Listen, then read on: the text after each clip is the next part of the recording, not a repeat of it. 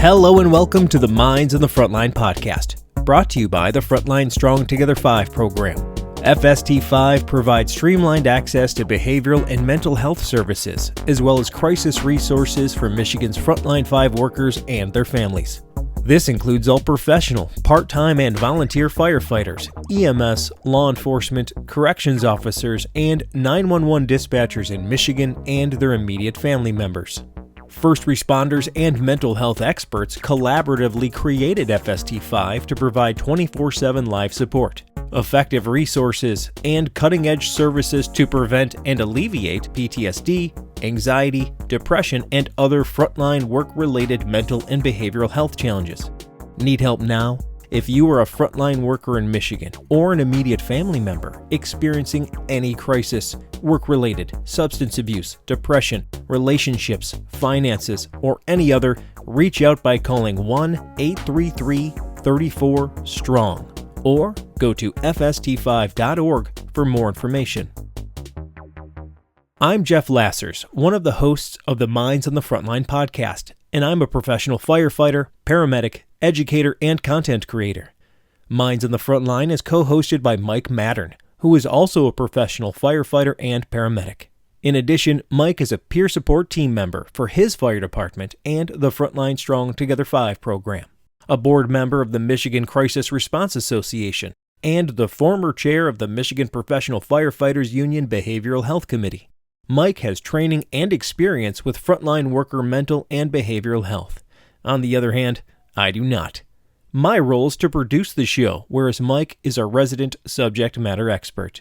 Together, we hope to inform, educate, and entertain frontline workers, their families, and the public regarding the realities of frontline work-related mental and behavioral health challenges.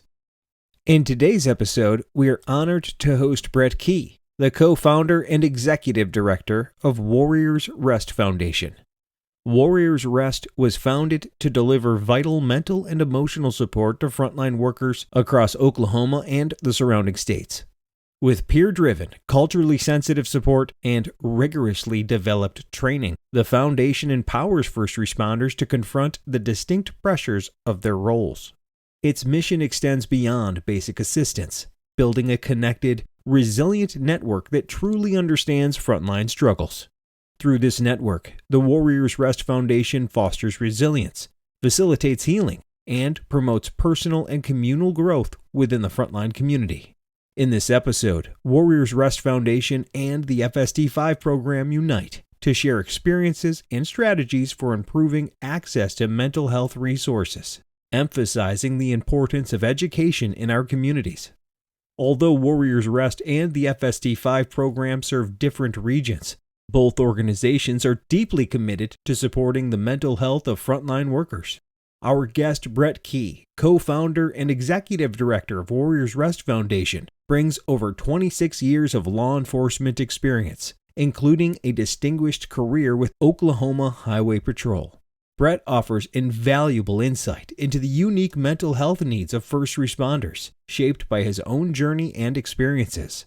Brett discusses what drives his mission at Warriors Rest, highlighting the foundation's successes in building resilience through peer networks and specialized training. He provides practical advice for leaders looking to create a supportive, mentally healthy environment for frontline personnel, aiming to foster resilience and long-term well-being across the community. As always, we aim to provide a meaningful conversation that informs, educates, and inspires those on the front lines and their families. Please check us out on YouTube, Instagram, and Facebook, and make sure to like and subscribe to all Minds on the Frontline podcast social media channels. All right, sir. Well, Brett, welcome to the show. Why don't we start off with telling everybody who you are, what you do, and where you do it? So my name is Brett Key. I'm the co-founder and CEO of Warriors Rest Foundation.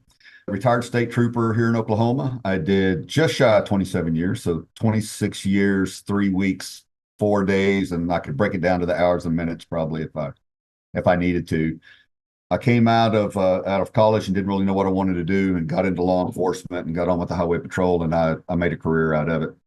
And during my career, I did just about everything I could do with the patrol. I didn't want to be your typical taillight chaser. which is kind of the way that state troopers, highway patrols looked at. I was on the road a couple of years. I got stationed here in the metro out of the academy in Oklahoma City. So I did that for about 2.5 years, and then I got in our special operations division. So I did drug interdiction, had a K9. And the exact same day I got on that, I got on our SWAT team, and that's where I spent a majority of my career doing drug interdiction. That's what I love doing. I love the just kind of the cat and mouse chess game that came along with that, and then the SWAT side of it fed my adrenaline, my need for adrenaline. So worked my way up to the assistant commander of the team. Spent some time as a sniper on the entry team and everything else. So that's kind of where it came from. I'm, like I said, the CEO with Warriors Rest Foundation, based out of Edmond, Oklahoma. So that's where myself and all of my staff, with the exception of one, this is where we reside here around the Oklahoma City metro area. Right on, man. That's a lot. So that's all you did? That's it. That's it. You had a couple. Retired about 3 years ago. So it's, that's a pretty big change. I went directly from being a state trooper to this line of work. I was doing it before, but there wasn't a break in there. Which anybody that's retiring before you go into something else, I'll throw my 2 cents in there. Take a short break, kind of catch your breath. But that's a big deal. But yeah, I was really blessed with my career. It was good to me. It was good to my family. Finished up back where I left off, which was in the metro on Hoots as a lieutenant, and got to supervise a great group of guys and new guys that had come out of the academy. And yeah, it was a good career. That's awesome. That's good for you. So there's a big spectrum when it comes to law enforcement, right? And you're part of the highway patrol officers, which is different from sheriffs, which is different than let's say, city police or township police or law authority, right? So help everybody understand the challenges that law enforcement officers compare to all the other FST5, but also that spectrum of how's that different for highway patrol officers? Sure. So, it's one of those that I didn't, like I said, none of my family had a background as a first responder in law enforcement. So getting into it, I didn't really know what I was getting into. The way I got into it, I was working at a Sam's Wholesale, and I chased a guy down that was stealing cigarettes and tackled him in the parking lot. And I was like, man, that's pretty freaking cool. So why not make a career out of catching bad guys? But even within the law enforcement world, and then with other first responders and stuff, I think all of us are tasked with a pretty unique perspective as far as what it is that we do, but then the trauma that comes along with it.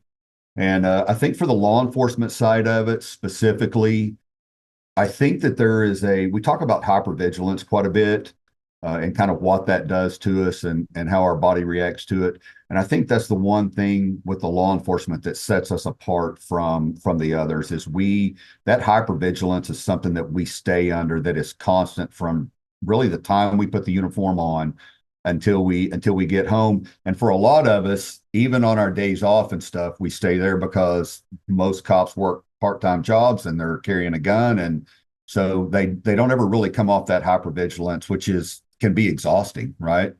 But there's a threat that comes along with being a police officer on every interaction that you have, that I think that most other first responders don't necessarily come along with their job.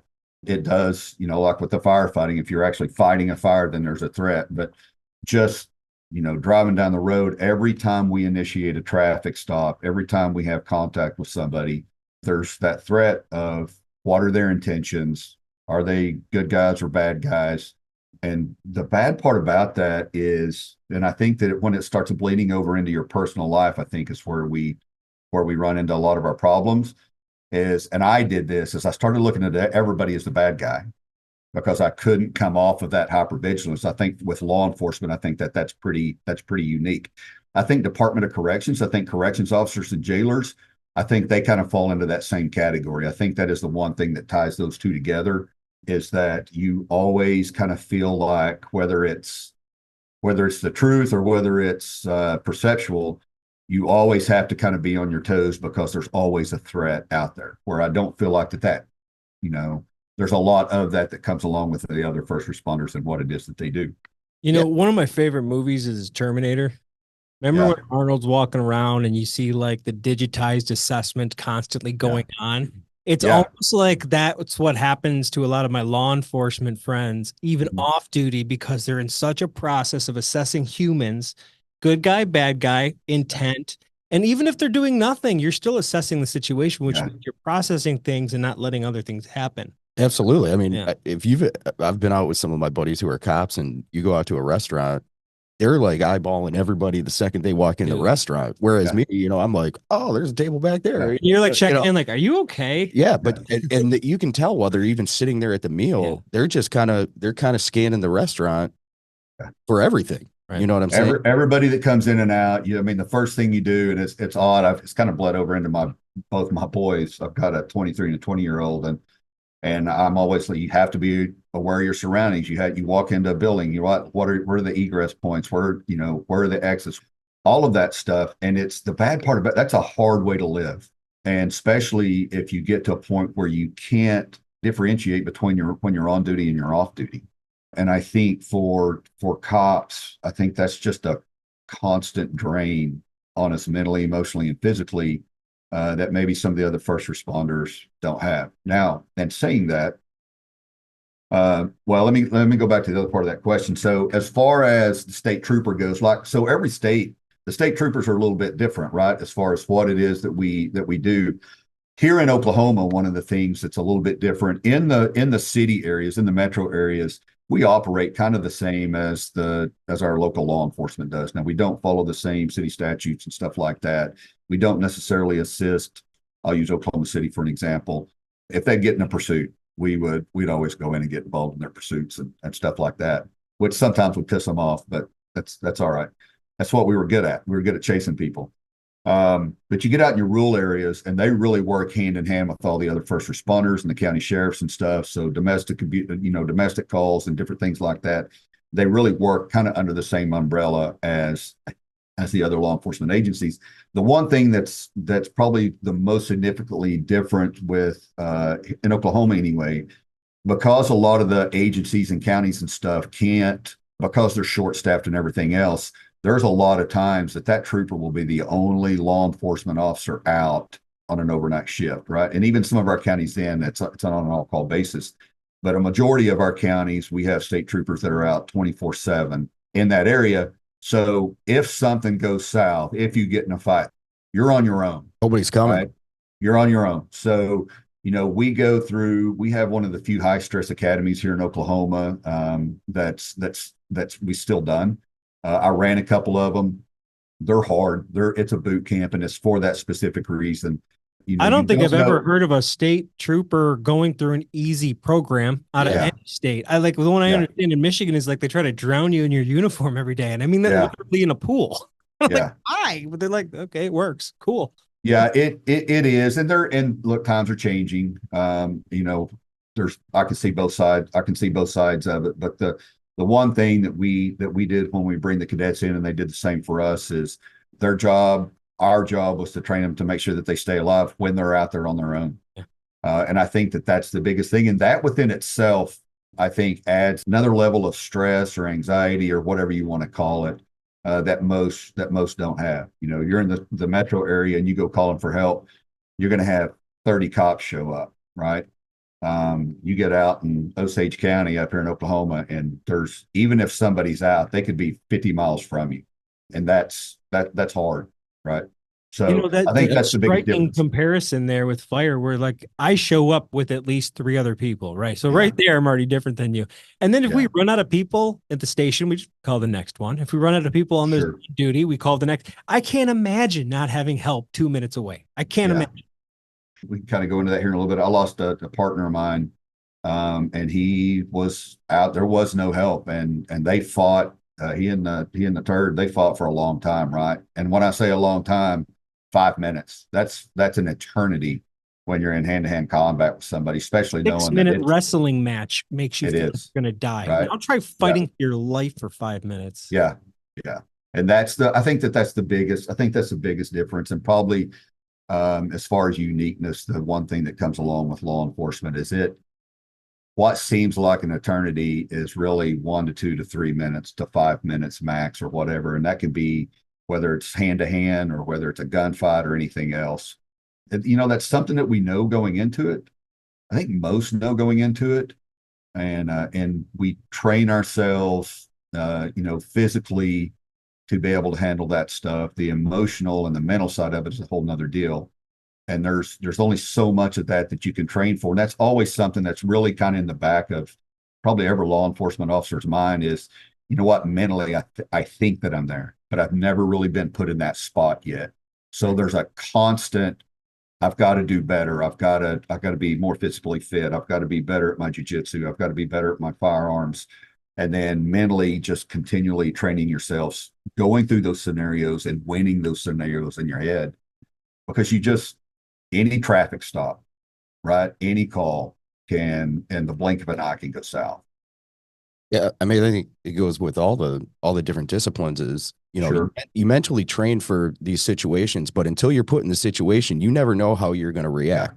Yeah. I remember coming out of the academy, you're ready to fight a fire, but until you get on that nozzle and you go into that front door, you have no idea how you're actually to going fight a fire. You think you're ready, but you're Yes. excited to fight the fire. Yes. You don't know Yeah. if you're ready yet. You'll find Yeah. out. Yes. Yeah. And you hit those milestones like throughout your career. I know, like when I got promoted and became an officer, it was okay, well, I'm mentally preparing to be in the officer spot now to pull up on that fire. But you can prepare all you want, but until you're put in that situation, you're never going to know how you're going to react, Yeah. And Yeah. so, you talked about the preparation in the high stress academy. Is there any type of like mental health training within that academy to help try to prepare you for those situations that are coming down the road?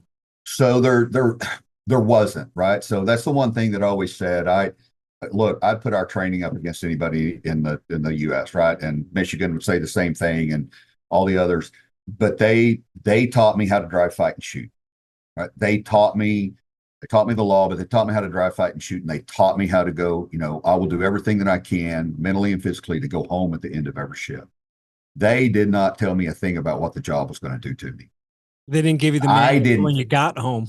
They were and like, we "Well, didn't that's think about on it. They you." didn't tell me no, right? Right. And it really was back then that attitude of anything that happened was just part of the job. You knew what you were getting into when you signed up for it. It's that old John Wayne mentality. Right. Suck it up. It's part of the job. Unfortunately, we still have some of that now, but we know so much more now than what we did, and we're starting to see those changes and stuff.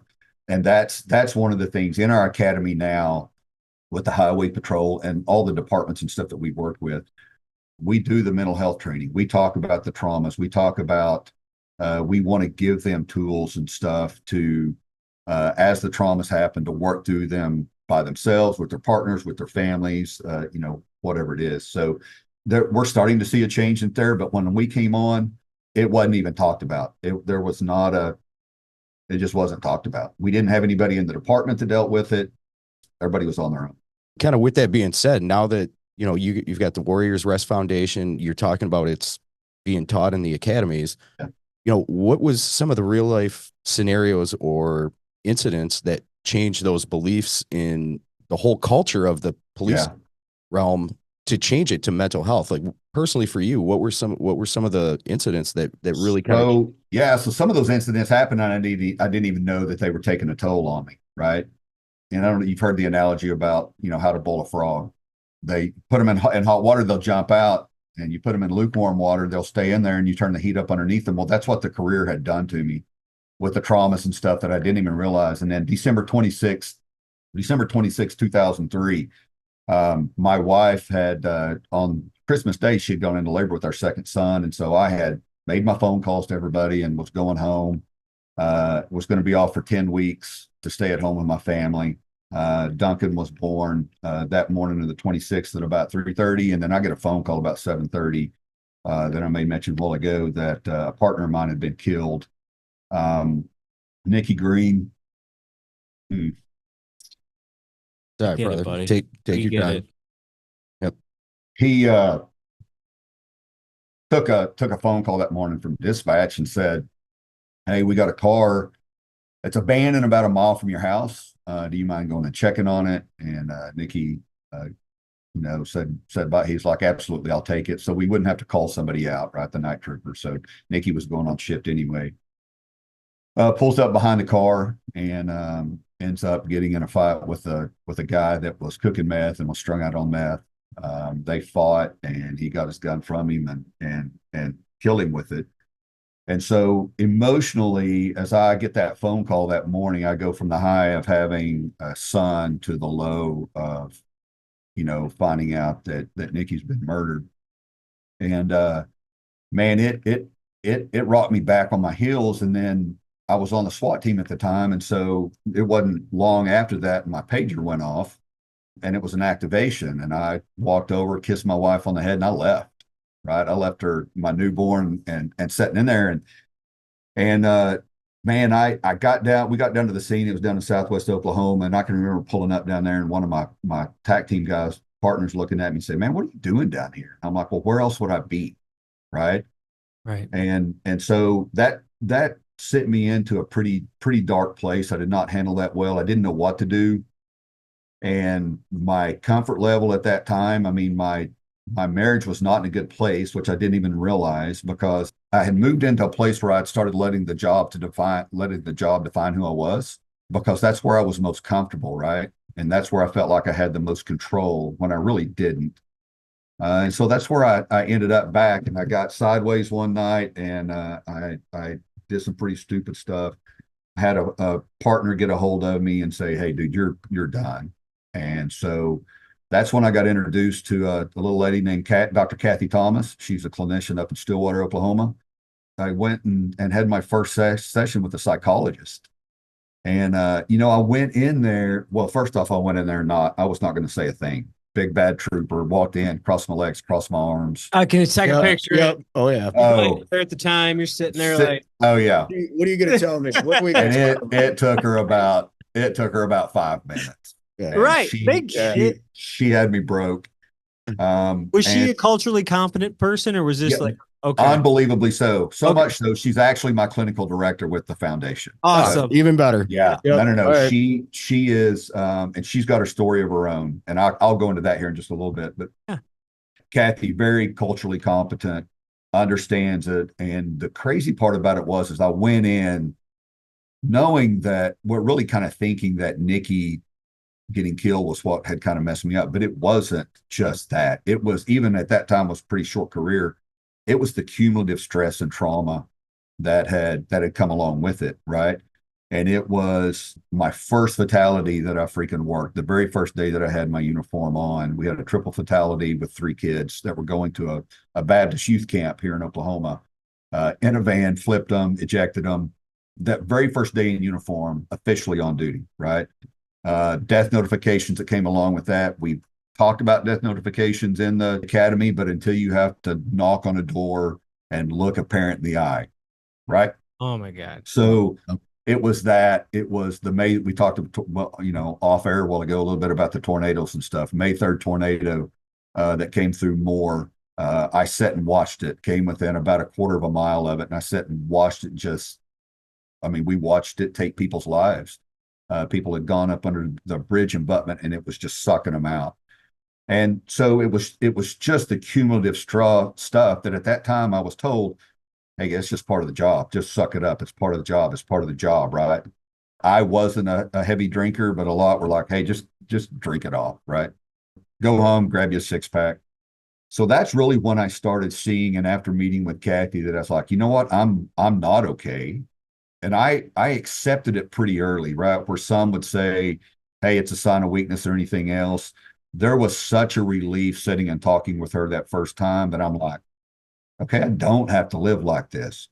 So I gravitated towards it and accepted it pretty often. Now, that's not to say that I haven't backslid a dozen times since then. Yeah. Because I fall into the same trap of loving what I do and thinking that I've got to be all in to do it. But that's really kind of where it hit me personally. Our department as a whole, fast forward just a little bit, and really Kathy was a pretty moving force on that, Dr. Thomas, on understanding that our department as a whole was not in a good place either. So she really started inserting herself within our department. And just with the relationship that I built with her, became a part of that. But we had a chief that had gone to a conference somewhere, and they were starting to really kind of talk about peer support teams. And he bought off on it and came back to the department and said, we're building this. At that time, we had one guy that covered the entire state.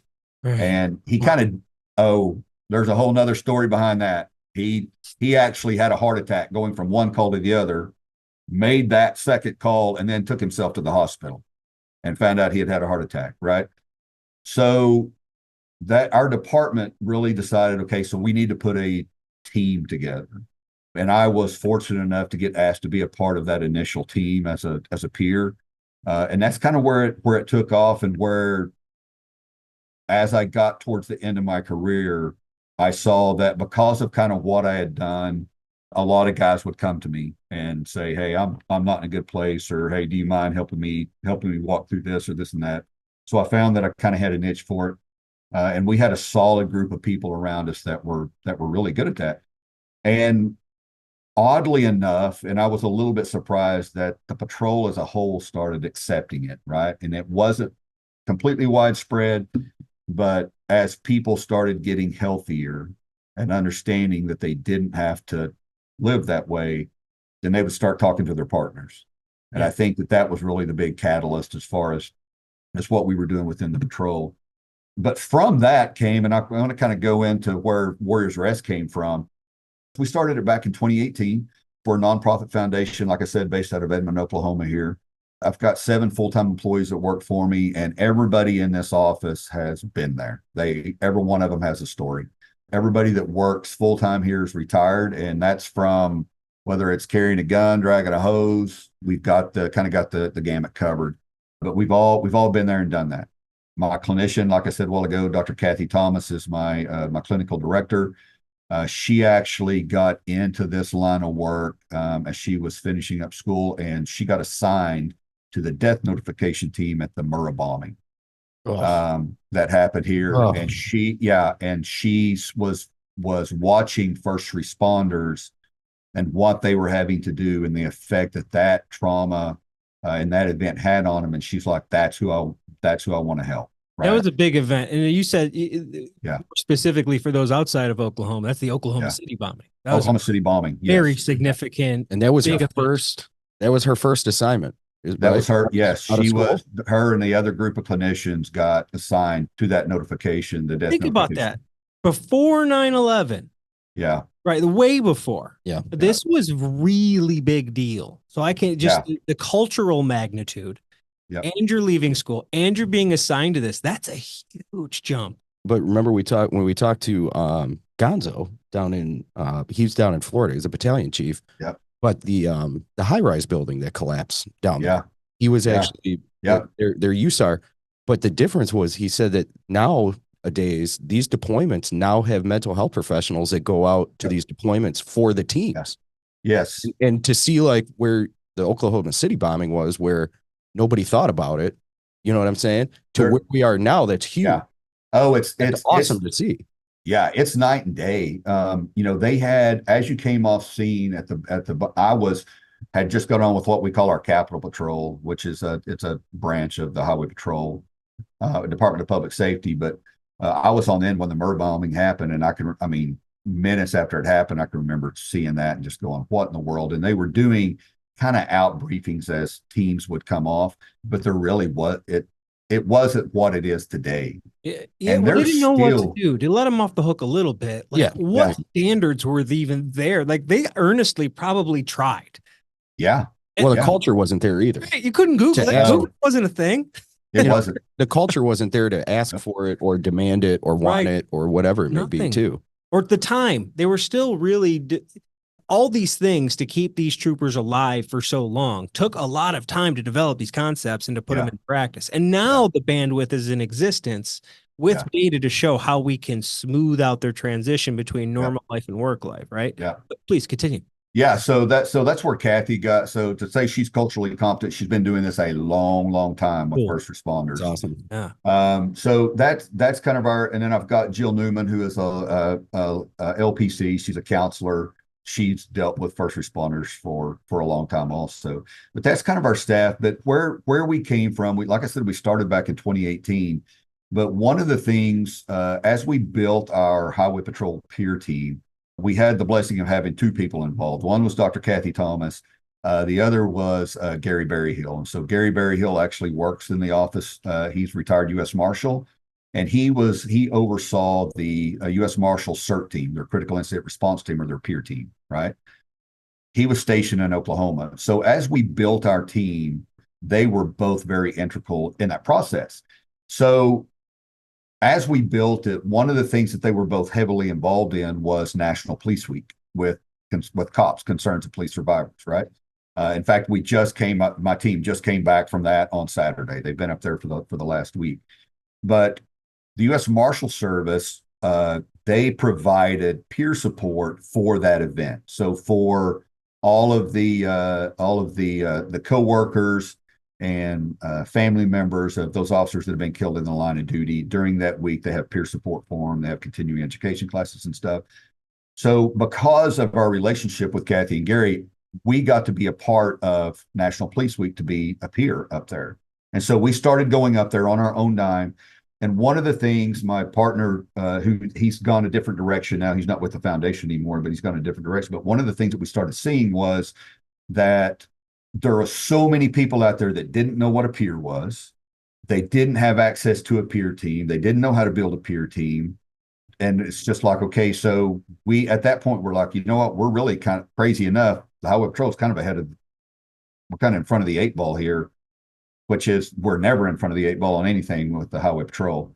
But for that thing we were. And so we're like, okay, so how do we get this? How do we get this out to them? How do we start getting these departments, at that time, just law enforcement, how do we start getting information and training and stuff out to these individuals so that they can work through their trauma so they don't end up the same place that we do? How can we get continuing education so that they can put stuff in their tool chest when these big events and stuff happen? And that's kind of where Warriors Rest came from. In 2018, we launched it, and we were really set on just going out and teaching CISM to departments. And it really was the larger departments because they're the ones that could put a team together. So that's what we started doing. And we did it part-time for a couple of years. We had some continuing education stuff that went along with it.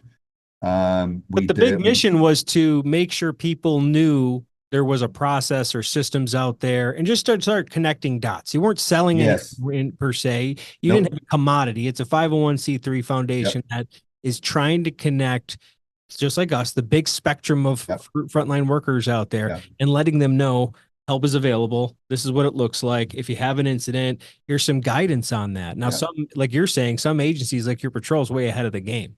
Yeah. And it's like, that's everywhere, right? Whether it's trucks or training, whatever it is, but it's interesting they picked that one. Well, and for most of them, it was just to get them to talk about it. Right. Right. At that point, I mean, there was some big agencies, like we would do some debriefs and stuff from some very well-known agencies that I can vividly remember the third year I was up there, that there was a SWAT team from a large agency. They'd had 2 of their SWAT members killed. They had never debriefed it. They'd never talked about it. Then nothing, right? That was the big shocker, I think, for us, is that it was just, we have to start figuring out a way to raise awareness. And as we raise that awareness, there's got to be some things in place so that if they buy off on this and they decide they want to talk and they want to do something about it within that department, then we can help find those resources. We can help be that resource. We can connect the dots.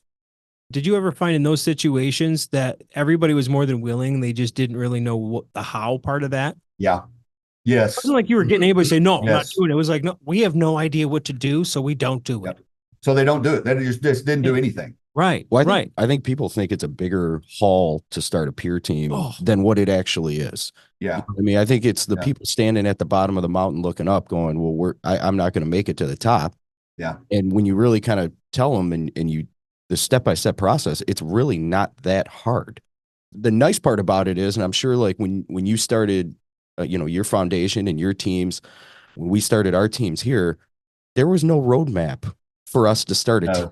We were talking to people who had other teams, or we were going through with each other, like you talked about, well, what didn't work for you? What worked for you? What didn't, and the difference is now we learned our lessons starting those teams further back. And now these teams, we have a roadmap for you. We have a manual for you. We have these things. And that's the biggest thing when we go out and talk to new places, and I'm sure it's the same with you guys that want to start a team.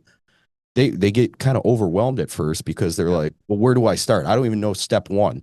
Yeah. And really, that's the thing is it's not that hard to get these teams started, but everybody just doesn't know where that starting point is. That's right. No, that's it. That is, and for most, that is the biggest hurdle around that.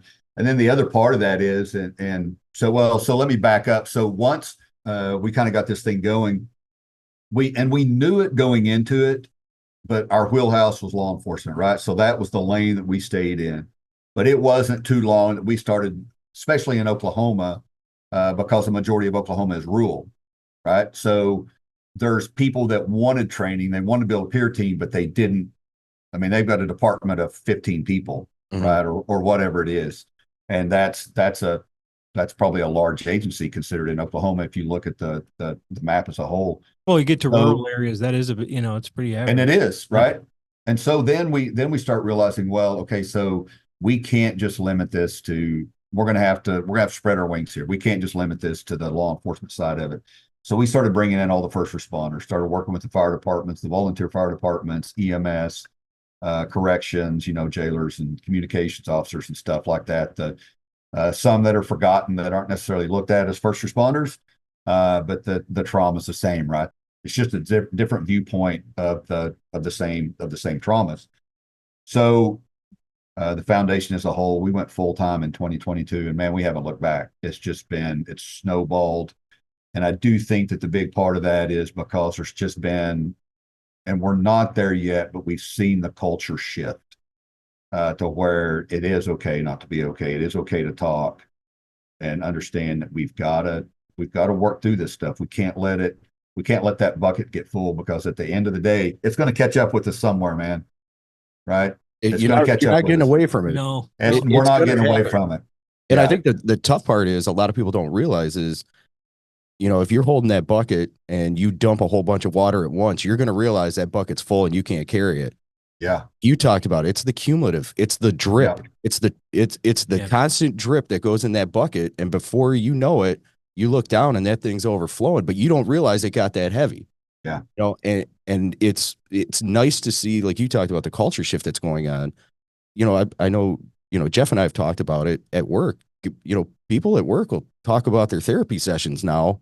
Yeah. Like they're nothing, or they'll go, hey, you got a good therapist. Why don't you, why don't we get you with that therapist? And, and I think that's a huge thing that you talked about is we are starting to see that culture shift move more towards pro mental health. Want to pick your brain on it too, because kind of what we're seeing here is with our older responders or retired responders, it's all reactionary. They never had this stuff prior to going into their careers. So we're doing a lot of reactionary where we're dealing with a lot of stuff that accumulated.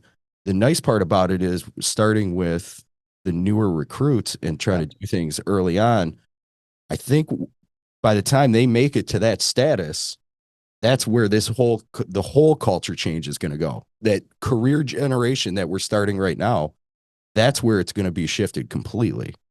We're seeing the exact same thing. And I do think that it's everything we do, right? Regardless of what the role is as a first responder, we're reactionary in nature.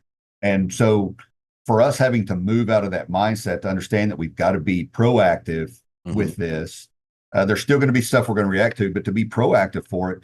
And that's where, as we're going out and we're talking with these individuals on building these peer teams and stuff, that's what we want to portray to them. Like we're going to teach you how to be reactive to certain things, but we also want you guys to start training yourself to be proactive. We want to do the continuing education. We want to get into the academies, the fire academies, police academies, whatever it is, and start giving them these tools and opening their eyes and stuff early on in their career. And it's not just them, it's even the families, right? It's the spouses, and significant others, and that, because that's what happens to us is that trauma and stuff builds up as we become recluses and we isolate ourselves, and there's no communication. And there's no communication between us and our kids, or us and our spouses, us and our partners, or whatever it is. And so we hammer that communication. Let's talk about it, right? It's awesome. The statement you made that you guys will come in and guys will talk about their counseling sessions and stuff. And hey, you know what? I'm dealing with this. Man, that you can't put a freaking price tag on that. I've right? quoted my therapist 50 times in the firehouse. Yeah. Of course, we're annoying. You know what my therapist says about that?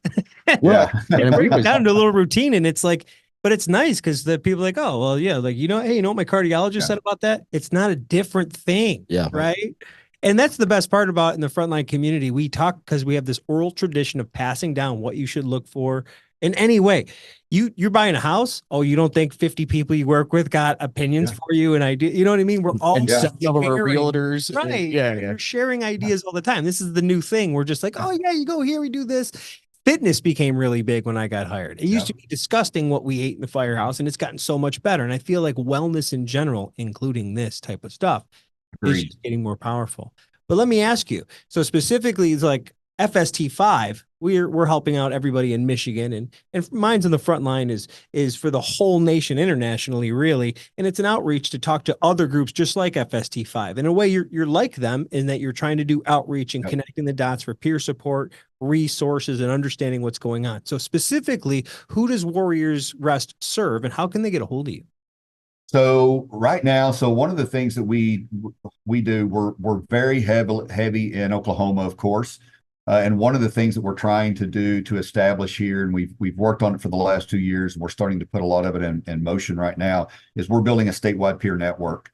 So we're getting out into our rural Oklahoma areas, and we've broken it up into 7 different regions, and then we've got 11 different kind of subregions inside of there. But basically, what that is we're going and we're building multidisciplinary peer teams within those regions. So where it's not just a peer team of law enforcement, it's the SOs, it's the volunteer fire departments, communications, corrections. We've even got some nurses and stuff that are on staff, ER nurses that are on staff. An all-inclusive response network, essentially. They could scale, right? Yeah, yeah. And so now they've got resources in their area at a peer level. And as we build those, we're trying to, and you said culturally competent clinicians when you were asking about Kathy a while ago. We're tying culturally competent clinicians to those peer teams, right?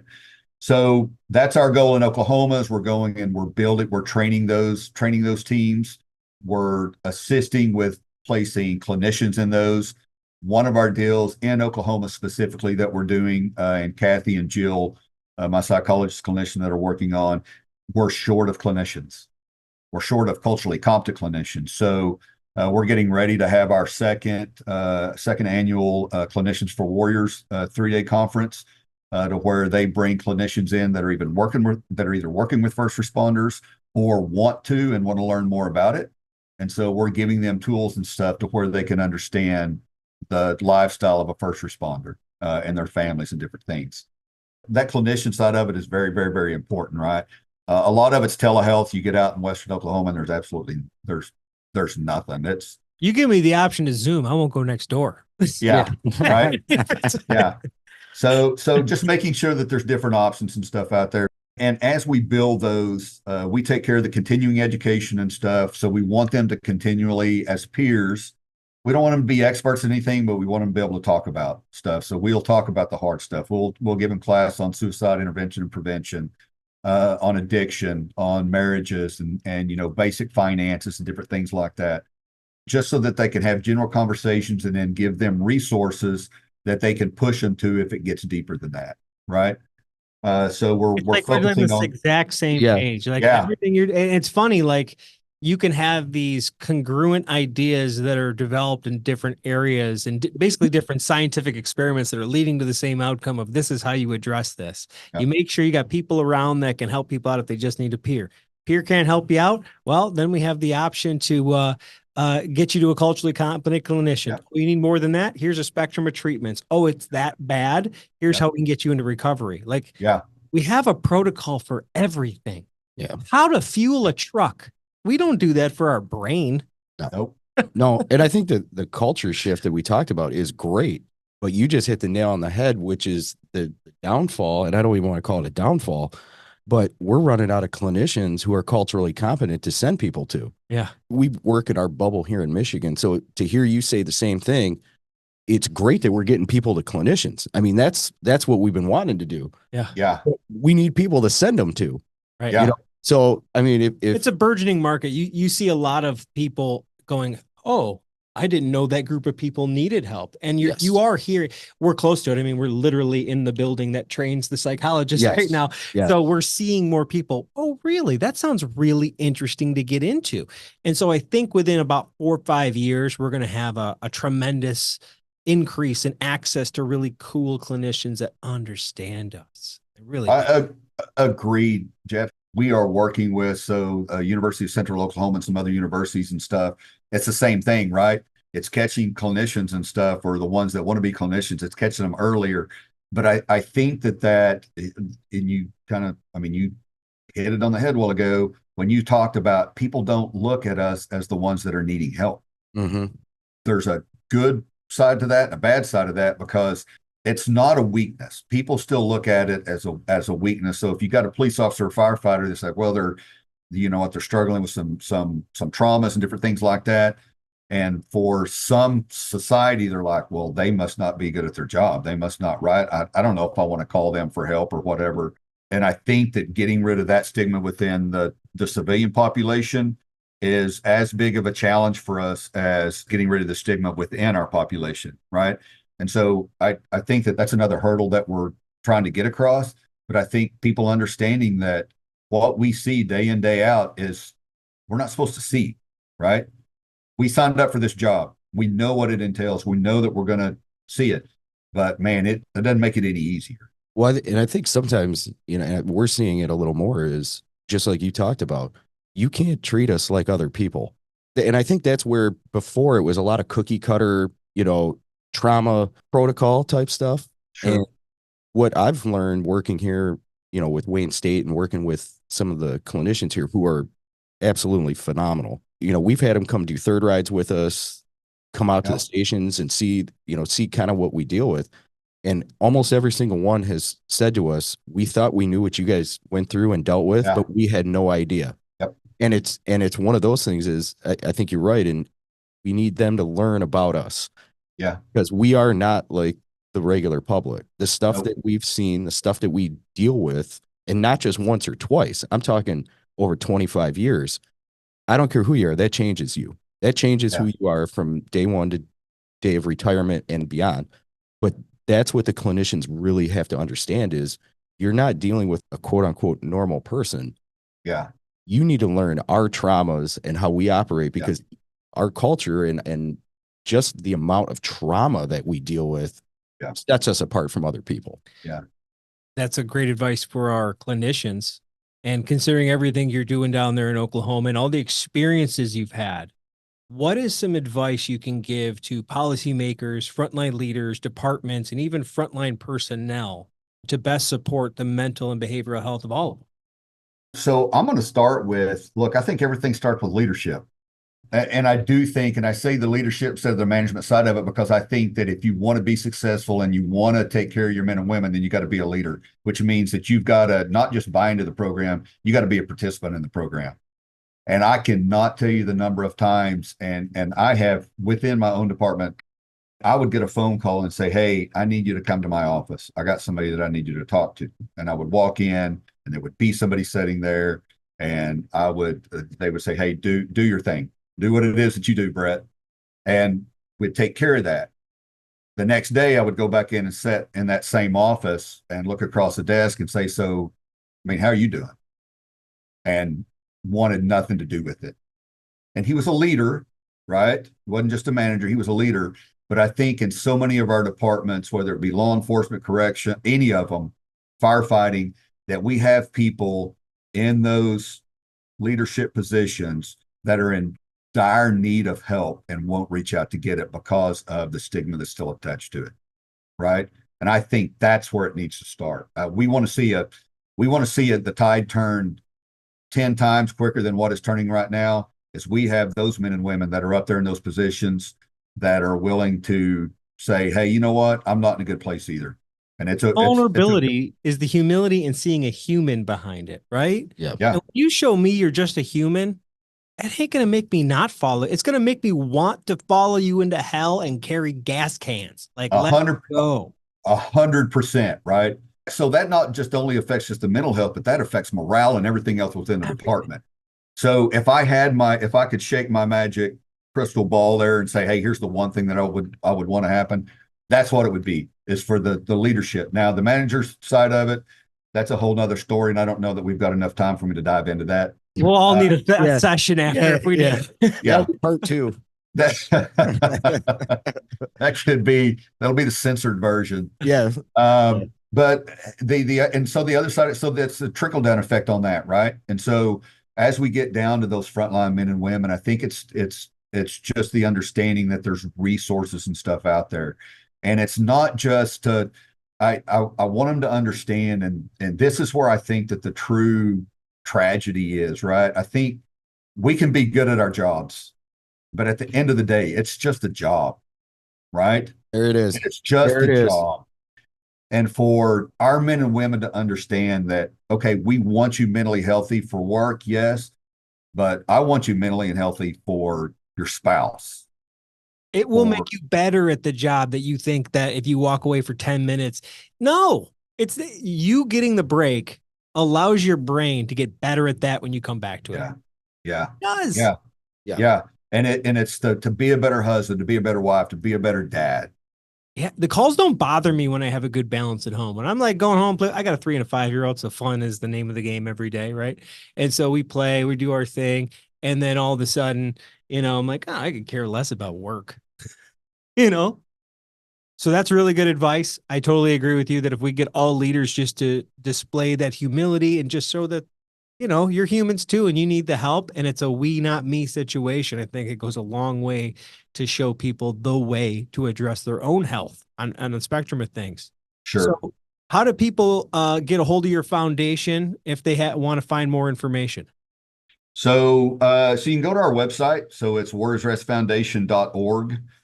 Yes, it's a long website, but yeah, we have all of our information on there and kind of what it is that we do. We have our classes and stuff listed. We're not just here in Oklahoma. We do a ton of stuff up in Missouri on a national level also. So whether it be just some continuing education classes or peer team building classes, we offer those and work with multiple different agencies across the U.S.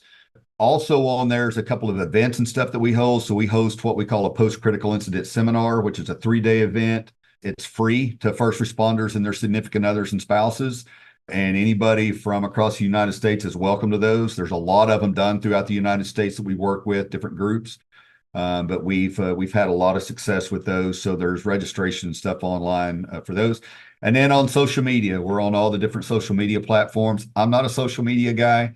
I've got somebody that handles that. But yeah, you just don't handle it. I just don't handle it. Yeah. So we're on all the social medias and on LinkedIn. So follow us on any of that stuff, kind of keep you up to date on what it is that we're doing and what we got going on and kind of what the future holds. And also we try to highlight the other groups that we work with. That's the one thing here at the foundation we understand. We can't do it all. And I preach it to my staff and I take my own advice on this, that there's just so many other great groups and good people out there that are trying to do the same thing. And I hate replicating and reinventing the wheel. So we're up to, as long as the people are like-minded like we are and doing it for the right reasons, and we'll lock arms with you and fight this battle together instead of alone. Absolutely. And I think that, especially with me and Mike here, he's going to be helping you with some information of stuff that we have. And that's kind of how we hooked up on this, is like, hey, we're doing similar things in different areas. Let's try to help each other, because at the end of the day, if I can give you something, you win. That means I win, because the whole reason we're doing this is to help. Yeah. We're not selling commodities here or services. This is all about just connecting dots. And it is. Hopefully there's another Brett out there in Ohio, Illinois, Texas, Florida that are trying to do the same thing. And they hear this and they get a hold of, I want to get a hold of Brett, find out how he did this. I want to do the same thing. So again, if you guys have any interest, Brett's a good dude. He'll answer his emails. He'll get back with you if you got any questions or if you want any classes. And if you're up in Michigan, we'll hook you up too. Yeah, come visit us. Well, that is, I really think that the whole network side of it, as we kind of start tackling this, it's kind of eating the elephant, right?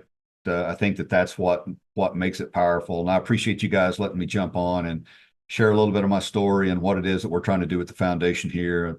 That's a huge deal for us, and very honored that you guys reached out to us. We're honored to have you on here. Absolutely. It's awesome to talk to people who are pushing in the same direction. You know what I'm saying? And like you said, I think once we all get behind it and start pushing in the same direction in all states, we hope that one day we don't need peer support. We just start doing this stuff, And I think if we keep pushing it forward like that, I think we'll always have it. We'll always have it. It won't be looked at as he's going to need peer support.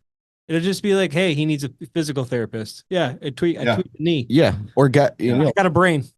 Yeah, I got a knee. I got a rib. I got a brain. It's like that's what I got to go fix. Well, rather than having a peer team come in, you just talk to people. Right. That's what I'm talking about. Yeah, certainly the resilience, the coping skills, knowing how to eliminate. Yes, because there's the huge personal accountability approach to this of like, no matter what somebody tells you, you're not always a cop off duty.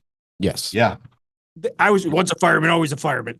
Look, man, if I live like that, I'm going to be on high alert 24/7 and I'm not doing it. I got to chill. I got to say goofy jokes. I got to make fart jokes with my kids. I know what I mean? You got to make a normal jokes and dad jokes. And at 8 a.m., I'm dad. Right. Yeah. You got to have that. Me. And when I'm hanging with my buddies, I'm just that dude trying to make them giggle. So it's, I'm usually the idiot of the group. So anyway, agreed. Really, it's less of trying to fix thing and more of just trying to make us more resilient, more healthy, live longer, more meaningful lives, and longer retirements. That's the big goal. That's it. We appreciate what you're doing. I mean, you're taking time out of your retirement to just keep taking care of the people. And that's awesome. That's its own sickness. Yeah, we never stop helping. Really, well, it's just. It's one of those that, I spent, 26 years of, helping the public and stuff, and have seen that, there's just not a whole lot of people, to no fault of anybody's. There's just no people helping the ones that are helping. Right. Yep. That's my way of giving back and still staying plugged in, because it is hard to walk away from this group, in the first responder world. And this allows me for me, this is healthy for me. In a little kind of sick and twisted way. But it helps me, right? I still get to tell my story, which helps me process it, even though it's been 20 years ago, when we lost Nikki. And the other side of that is, it's just for the peers. And look, that's the other thing I want to stress real quick, and we can jump off here. But if you're a peer, gosh dang, make sure you're taking care of yourself, right? It goes back to the same freaking putting your oxygen mask on before you put it on the person next to you. If you're a peer, take care of yourself, because if it costs you something or costs you your life or anything else, then it's not worth it. Right.